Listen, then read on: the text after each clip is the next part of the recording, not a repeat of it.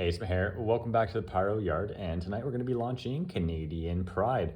I really like this one, although I've heard from a lot of people they don't like it, and the reason why it's a love-hate relationship with the Canadian Pride is, take a look at this. 36 shots of comets and large bursting peonies. So not every single one of those 36 shots explode at the top. And this is where I've heard a lot of feedback where it's like, oh, well, it's a waste of money if they don't explode. But hold your judgment. Hold your judgment. It is amazing. This really, really, really thick balls of silver and thick balls of crackling. Safety instructions on the bottom. Let's take a look here. There's your information. It's all glary. MCAP 308.